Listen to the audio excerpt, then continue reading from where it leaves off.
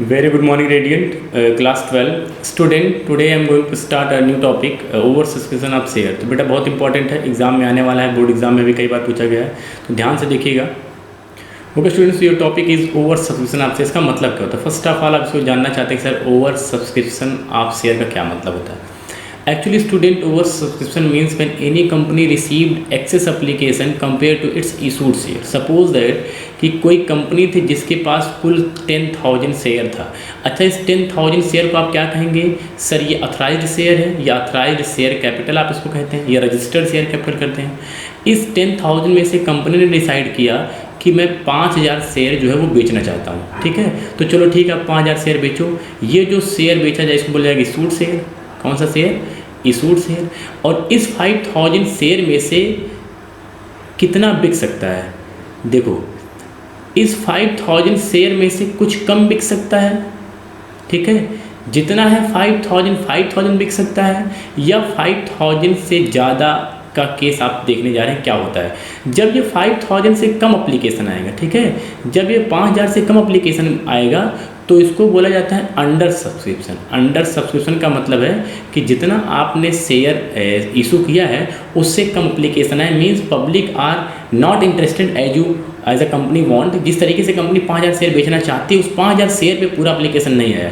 ये एप्लीकेशन हो सकता है कि 4,600 आया हो सकता है 4,400 आया हो। लेकिन अंडर सब्सक्रिप्शन के केस में क्या है, आपको मैंने बताया बेटा कि मिनिमम जो सब्सक्रिप्शन होना चाहिए वो कितना होना चाहिए? 90% of the share as per the SEBI guideline.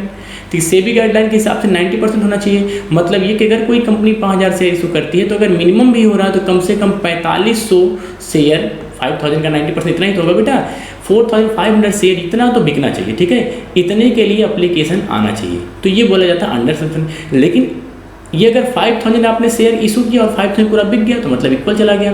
अगर आपने 5,000 शेयर इशू किया और इसके बाद आपके पास एप्लीकेशन जो है वो 7,000 आ गए, या एप्लीकेशन आपके पास 8,000 आ गए, या एप्लीकेशन आपके पास 9,000 आ गए, it means when any company received excess application compare to its issued share. मतलब अगर वो इशू कर रही शेयर और इशूड शेयर से ज़्यादा एप्लीकेशन कंपनी के पास आ रहे हैं तो उसे बोला जाता है ओवर सब्सक्रिप्शन। ठीक है, ओवर सब्सक्रिप्शन का मतलब है, अच्छा क्या हो सकता है कि अगर आप 5,000 शेयर बेचना चाहते हो आपके पास ज़्यादा एप्लीकेशन आ जाएगा?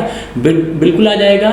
अगर कंपनी की फाइनेंशियल पोजीशन अच्छी है, कंपनी की रेपुटेशन अच्छी है, कंपनी की गुडविल अच्छी है, कंपनी की स्ट्रेंथ अच्छी है।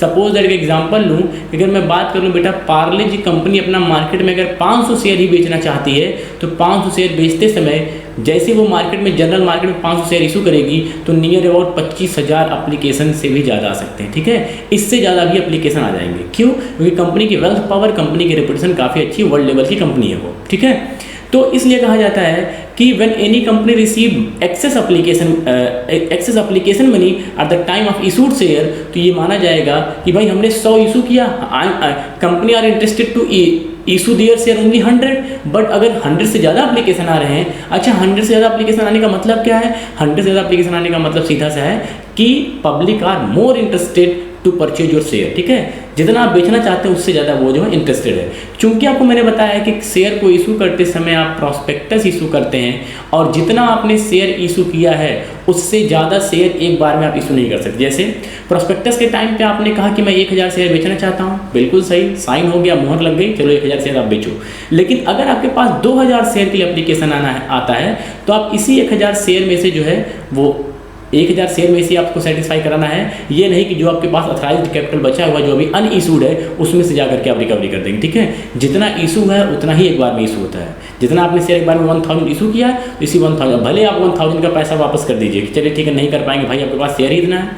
तो इस तरीके से आप दिमाग में रखेंगे कि अगर कंपनी के पास ज़्यादा एप्लीकेशन का पैसा आता है तो उस एप्लीकेशन, जिस केस में एप्लीकेशन का पैसा ज़्यादा आएगा उसको बोला जाता है कि कंपनी का शेयर जो ओवर सब्सक्राइब हो चुका है, और ये केस है ओवर सब्सक्रिप्शन ऑफ शेयर की। When any company received excess application money compare to its issued share. ठीक है बेटा, तो ये चीज़ आप समझ गए होंगे। इसके बाद अगर हम बात करते हैं तो जो ओवर सब्सक्रिप्शन का केस है इसमें 2 तरीके का आपको पढ़ना है। क्या? आपको सपोज दैट कि कंपनी के ने जो है वो 100 शेयर इशू किया, 100 शेयर ये इशू किया है कंपनी ने, बिल्कुल सही, सर इसने इशू किया है, और इसके पास जो एप्लीकेशन है वो सपोज कर लो 250 शेयर का आ गया। कितना एप्लीकेशन आ गया? 250 शेयर का एप्लीकेशन आ गया। तो कंपनी चाहे तो एक्सेस एप्लीकेशन के पैसे को रिजेक्ट कर सकती है, ठीक है। जब ये रिजेक्ट कर देगी तो पैसा वापस हो जाएगा। रिजेक्ट का मतलब आपको बैंक से पैसा वापस करना पड़ेगा, ठीक है। वापस भाई देखो, अब तुम्हारी कैपेसिटी 100 की है और तुमने 250 शेयर का एप्लीकेशन ले रखा है, तो बाकी 150 शेयर का एप्लीकेशन को वापस कर दीजिए, ठीक है। और दूसरा होता है प्रोराटा अलॉटमेंट। ये इंपॉर्टेंट है, एग्जाम में आना है, डेफिनेटली आना है, दिमाग में रखिए। प्रोराटा अलॉटमेंट, प्रोराटा अलॉटमेंट में क्या होता है कि भाई ये बताओ कि 250 शेयर पे आपने दिया कितना, तो ये हुई 250 शेयर पे हमने जो है 2 रुपये के हिसाब से एप्लीकेशन दिया, तो अलॉटमेंट का पैसा रह गया, फर्स्ट कॉल का पैसा रह गया, फाइनल कॉल का पैसा रह गया।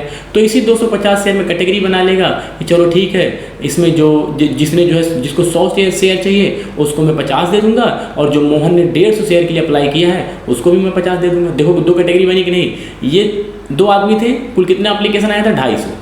इस 250 एप्लीकेशन में 2 आदमी थे, एक आदमी बी था, एक आदमी ए था, एक आदमी बी था। ए ने कहा मुझे 100 शेयर चाहिए, आपने 100 को कहा ठीक है भाई आप जो है 50 शेयर ले लो, और जिसको 150 चाहिए था उसको भी आपने 50 दे दिया।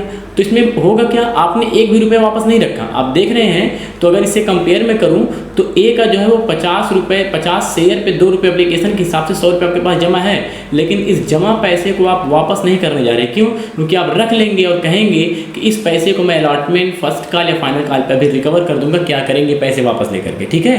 तो एक्सेस अमाउंट को जो वो ट्रांसफर कर दिया जाता है अगले कॉल के लिए या अगले अलॉटमेंट के लिए। लेकिन स्टूडेंट अगर क्वेश्चन में ये गिवन है, देखिए भाई थोड़ा ध्यान से सुनिए, अगर क्वेश्चन में ये गिवन है कि जो एक्सेस पैसा आ रहा है, अच्छा एक्सेस पैसा कब आएगा? एक्सेस पैसा तब आएगा कि जब आपने शेयर तो कम इशू किया है लेकिन एप्लीकेशन ज़्यादा आ रहा है। अच्छा यहाँ अगर हम कंपेयर करें तो आपके पास 150 एप्लीकेशन ज़्यादा आ रहा है, और अगर 2 रुपये एप्लीकेशन का रेट होगा तो आपके पास 300 रुपये एक्स्ट्रा बच रहे हैं। अब आपकी जिम्मेदारी बनती है तो रिजेक्ट कर दीजिए, अगर आप रिजेक्ट करेंगे तो पूरा वापस करना पड़ेगा 300 रुपये। लेकिन इस 300 रुपये को आप रख सकते हैं अगली किस्त के लिए। जैसे अगली किस्त के लिए मतलब क्या है कि भाई देखो अभी तो तुमने एप्लीकेशन ही दिया है ना, एप्लीकेशन के बाद जब अलॉटमेंट का मांगूंगा यहीं से 300 रुपये तुम्हारा एडजस्ट कर दूंगा, और क्या बात है, ठीक है। तो क्वेश्चन में एक्स्ट्रा पैसे, जो एक्स्ट्रा पैसे एप्लीकेशन के टाइम पे आते हैं, उस एक्स्ट्रा पैसे की रिकवरी अलॉटमेंट पे भी होती है, फर्स्ट कॉल पे भी होती है, फाइनल कॉल पे होती है। लेकिन अगर कोई इंस्ट्रक्शन नहीं दिया है, कोई क्वेश्चन में कोई बात ही नहीं कहा है, तो एक्स्ट्रा पैसे की रिकवरी वो सिर्फ अलॉटमेंट पे होती है, और अलॉटमेंट के बाद भी अगर पैसा बच रहा है तो उसको आप बैंक के थ्रू वापस कर देंगे। ये बात दिमाग में रखिएगा। बाकी केस में जैसे इन्फॉर्मेशन बोलेगा क्वेश्चन में वैसे ही करेंगे, ठीक है बेटा। तो चलिए क्वेश्चन देखते हैं। यक्स limited decided to issue 75,000 equity share 10 each at a premium 50 per share. The whole amount was payable on application. Applicant of 2 lakh share were receive. देखो भाई 75,000 शेयर कंपनी ने इशू किया। कितना इशू किया है? 75,000, ठीक है। और इसके पास कितना एप्लीकेशन आया है बेटा? सर 2 लाख रुपए एप्लीकेशन का आया है। अच्छा ये बताओ अब ये बना कि नहीं ओवर सब्सक्रिप्शन? सर बिल्कुल बन गया। ओवर सब्सक्रिप्शन का मतलब कि आपके पास एप्लीकेशन ज़्यादा आ जाए, ठीक है। रेट कितना है शेयर का? 10 + 5। कैसे पता चला? 10 रुपये शेयर का रेट है, 5 रुपये प्रीमियम का है, कुल 15 रुपये आपको लेने हैं, ठीक है। अब क्वेश्चन में चूंकि एप्लीकेशन अलॉटमेंट को अलग से नहीं बोला है तो ये माना जा रहा है कि पूरा पैसा एक साथ लेगा, ठीक है। और जब पूरा पैसा एक साथ लेगा तो जिस दिन मैंने पहली वीडियो स्टार्ट की थी जर्नल एंट्री के लिए, उसी दिन मैंने बताया था कि कंपनी एक साथ भी पैसे मांग सकती है, और अगर कंपनी एक साथ पैसे मांगेगी उसकी 2 ही एंट्री होती है। तो पहली एंट्री अगर याद होगा तो देखिए कितने लोग को याद है, bank account debit to share application and allotment एक साथ, क्योंकि कोई किस्त नहीं है तो आपको एप्लीकेशन एंड अलॉटमेंट का 15 रुपये के हिसाब से 75,000 शेयर का आपको मिल गया, ठीक है। 75,000 शेयर पे नहीं सर, हमें 2 लाख एप्लीकेशन मिला है। कितना मिला बेटा? 2 लाख एप्लीकेशन। तो मतलब आपको जो है वो 30 लाख रुपए जो है वो मिले हैं एप्लीकेशन के टाइम पे। Very good. अब चलिए, अब हम इस एप्लीकेशन के पैसे को ट्रांसफर करेंगे कैपिटल में। तो share application and allotment account debit to share capital. अब आप बताओ एप्लीकेशन अलॉटमेंट के टाइम पे कितना आया है? सर 30 लाख रुपए आए हैं, ठीक है। अब शेयर कैपिटल में कितना जाएगा? शेयर कैपिटल कहेगा ये बताओ शेयर कितना इशू किया है? तो बोला भैया 75,000 रुपये। नंबर ऑफ एक्चुअल शेयर 75,000 और एक्चुअल रेट क्या है? 10 रुपये। तो 7,50,000 रुपये तो यहाँ चला गया। भाई देखो 10 ही रुपये का तो शेयर था, ये जो एक्स्ट्रा 5 रुपये तो SPR का पैसा है, SPR का पैसा तो कभी नहीं जाता शेयर कैपिटल में। तो चलो ठीक है, इसके बाद 2 सिक्योरिटीज़ प्रीमियम रिजर्व, ये 75,000 पे 5 रुपये के हिसाब से आपका हो जाएगा, कितना हो जाएगा बेटा, 375,000, 3,75,000 रुपये। और बाकी जो बैलेंस बचेगा उसको आपको वापस करना पड़ेगा बैंक के थ्रू टू बैंक अकाउंट। कितना से एक्स्ट्रा आया है शेयर, सर 1,25,000 एप्लीकेशन एक्स्ट्रा आया है 15 रुपये के हिसाब से, तो इसको आप कर लीजिएगा कितना आएगा। ओके स्टूडेंट्स, ये आपका हो जाएगा बेटा 18,75,000 रुपये करके देख लीजिएगा। तो ये आपका पहला केस हो गया। ऐसे ही केस में हम थोड़ा सा क्वेश्चन को और बढ़ाते हैं। तो ये क्वेश्चन आप देखिए, Z Limited invited application for ₹20,000 share of 10 each at payable 2 on application, 2.5 on allotment, 2.5 on first call and 2.5 on second call। तो 30,000 एप्लीकेशन आया है, allotment were made as follows. इस तरीके से अलॉटमेंट आपको देना है 8,000 शेयर पे। ध्यान से देखिएगा बेटा, 8,000 शेयर पे आपको जो है फुल का मतलब है कि 8,000 शेयर पे, सॉरी 8,000 एप्लीकेशन पे 8,000 शेयर, ठीक है। टू अप्लीकेंट फॉर 8,000 शेयर, जिसने 8,000 शेयर के लिए अप्लाई किया था उसको आपने 8,000 शेयर दे दिया, गुड। जिसने 16,000 शेयर के लिए अप्लाई किया उसको कहा भैया 12,000 शेयर आप ले लो, आपका पैसा बाकी रख उठेगा। इसी को कहा जाता है प्रोराटा, इसी को बोला जाता है प्रोराटा अलॉटमेंट, आनुपातिक बंटवारा, ठीक है। कि भाई देखो अगर 4 लोग में 4 पीस कुछ बांटना है या 4 सामान बांटना तो आराम से बढ़ जाएगा, लेकिन 4 लोग हैं और 4 किलो गेहूं आपको देना है तो 1-1 किलो सबको पड़ेगा। लेकिन अगर 5 लोग हैं और तब 4 किलो गेहूं है तो आप क्या करेंगे, उसको रेशियो में बनाएंगे कि हो सकता है 800 ग्राम या जितना भी एक अकाउंट में जाएगा, ठीक है। तो उसी तरीके से, और बाकी 6,000 एप्लीकेशन पे नील का मतलब जीरो अलॉटमेंट। अब आप देख सकते हैं कि ये आपका पूरा जो हो गया, ये आपका पूरा 30,000 एप्लीकेशन और यहाँ आप देख सकते हैं 20,000 शेयर बट गया पूरा। कैसे बटा, 8,000 यहाँ 12,000 यहाँ, ठीक है बेटा। तो ये ध्यान रखिएगा। अब हम रेट लिख लेते हैं यहाँ पे एक साथ। एप्लीकेशन का क्या रेट है बेटा, सर एप्लीकेशन का रेट 3 रुपये है। अलॉटमेंट का क्या रेट है बेटा, अलॉटमेंट का सर 2 रुपये है। फर्स्ट कॉल का 2.5, फाइनल कॉल का, सॉरी सेकेंड कॉल लिखा है यहाँ पे, तो सेकेंड कॉल का ये भी 2.5। आप देख सकते हैं 10 रुपये ये हो गया है, ठीक है बेटा। प्रीमियम की बात कर नहीं रहा है। तो चलिए हम क्वेश्चंस में जो है किस तरीके से जर्नल एंट्री पास करेंगे वो ध्यान से देखिएगा। तो पहले जर्नल एंट्री हो जाएगी bank account debit to share application, bank account debit to share application. कितना एप्लीकेशन आया बेटा, हमने तो इशू किया है 20,000 शेयर, इशू किया है 20,000 शेयर, लेकिन जो एप्लीकेशन आया है वो 30,000 शेयर का एप्लीकेशन आया, ये बात दिमाग में रखिएगा, ठीक है। तो 30,000 एप्लीकेशन पे रिसीव करो फटाक से। तो 30,000 एप्लीकेशन पे कितने रुपए के हिसाब से, 3 रुपये रेट है तो 90,000। इसके बाद जो है share application account debit, share application account debit to share capital, share application account debit to share capital. अब ये बताइए कितना आपके पास आया, सर 90,000 आया। और कैपिटल में कितना जाएगा, भाई देखो कैपिटल में तो एक्स्ट्रा एक भी नहीं, कितना शेयर है तुम्हारी, अपनी अपनी एक्चुअल कैपेसिटी बताओ, 20,000 शेयर एक्चुअल रेट बताओ 3 रुपये, तो 60,000 ही आप ले जा पाएंगे, ठीक है बेटा। इसके बाद अब दिमाग में रखिए, इसके बाद आप करेंगे क्या कि जो पैसे आपने वापस कर रखे उसको वापस कर दीजिए। देखो आपने कहा है कि 6,000 शेयर को एक भी शेयर में नहीं दूंगा, तो इस 6,000 शेयर ने जो 3 रुपये के हिसाब से आपको 18,000 रुपये दिया, इसको वापस कर दीजिए। तो टू बैंक से आप वापस कर देंगे, टू बैंक से 6,000 पे 3 रुपये के हिसाब से 18,000 रुपये, ठीक है।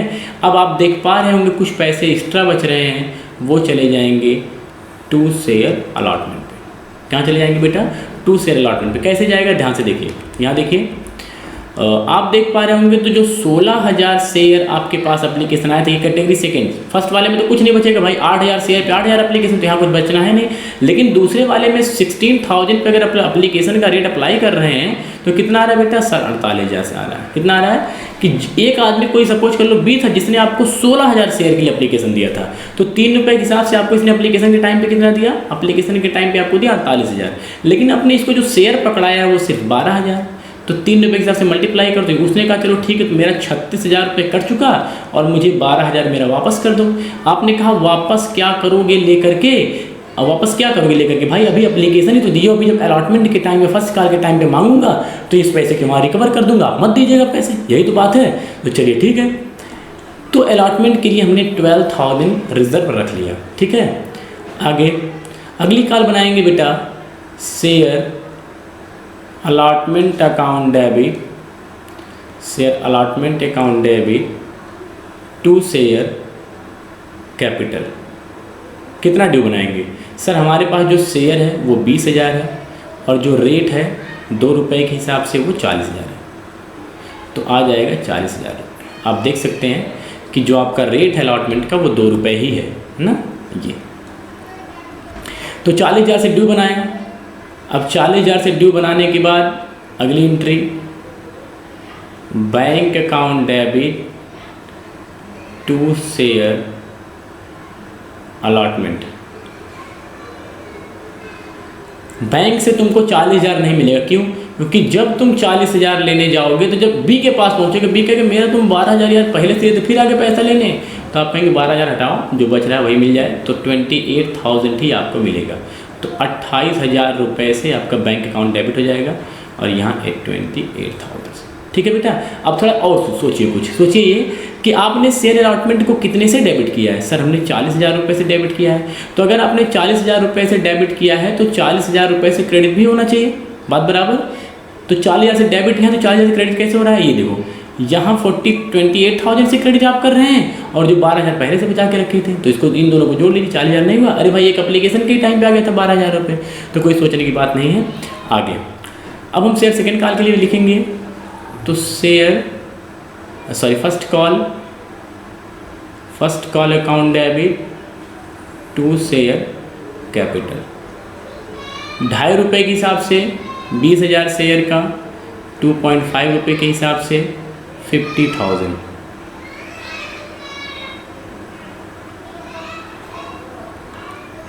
फिर है bank account debit to share first call. तो अब ना तो कोई एरियर है, ना तो कोई बाकी है, ना तो किसी का एडवांस है। तो एक काम करो, 50,000 रिसीव करते चलो, 50,000। ओके, अगला जो बेटा हम करेंगे उस करेंगे हम किसके लिए? अगला हम करेंगे सेकंड कॉल के लिए। तो अगला हो जाएगा share second call account debit to share capital. कितने से ड्यू बनाओगे? सेकंड कॉल का रेट देखो फटाक से 2.5, देख रहे हो सारा रेट 2.5 बदल, तो 2.5। तो फिर आपका बनेगा 50,000 से ड्यू। ठीक है, यहाँ आप दिखा सकते हैं 20,000। नरेशन मेंटेन कर लीजिएगा, कोई डाउट की बात नहीं होनी चाहिए इस तरीके से। और इसके बाद आप फाइनल जो करेंगे वो बैंक से पैसा रिसीव करेंगे, bank account debit to share second call 50,000। कितना? 50,000। ठीक बेटा, तो फर्स्ट कॉल का ड्यू बनाया, फर्स्ट कॉल का पेमेंट रिसीव किया, सेकंड कॉल का ड्यू बनाया, सेकंड कॉल का पेमेंट रिसीव किया। तो अब मुझे लगता है कोई डाउट की बात नहीं, इस तरीके से आपने क्वेश्चन किया भी और कर भी सकते हैं। ठीक है बेटा, अब आपके सामने एक होमवर्क है, होमवर्क एकदम उसी पे बेस्ड है। एक पहले वाले पे बेस्ड है जो एकदम सबसे पहले बताया, और एक दूसरे वाले पे बेस्ड है जो भी बता के आ रहा हूँ। ठीक है बेटा, यहाँ देखो फुल अलॉटमेंट, इस तरीके से एकदम सेम कॉपी है क्वेश्चन, तो कर लीजिएगा। यहाँ पे एक चीज़ ध्यान रखिए बेटा, give entries in the cash book and journal. ठीक है, तो जब आप कैश बुक बनाइएगा, ये एक दिन बताएंगे हम आपको अच्छे से कि कैश बुक जिस भी क्वेश्चन में बनता है उसमें आपको पता है कि हर एक ट्रांजेक्शन के लिए 2 एंट्री होती है, एक कैश वाला, एक पेमेंट रिसीव करने वाला और एक ड्यू बनाने वाला। तो जिसमें कैश बुक बनता है उसमें जो है सिर्फ ड्यू वाली एंट्री आप जर्नल में करते हैं, बाकी जब कैश बुक बनेगा तो कैश बुक कैश लेजर वाला ट्रांजेक्शन खुद एक्सेप्ट कर लेगा, तो बैंक वहीं चला जाएगा। ठीक है, तो देखा जाएगा। लेकिन अभी आप जो इसमें जर्नल कर सकते हैं, कोई ये मान लीजिए कि कैश बुक नहीं गिवन है, ठीक है बेटा, तो कोई दिक्कत की बात नहीं है, आप कर सकते हैं। Okay students, so that is enough for today. Thank you, have a nice day.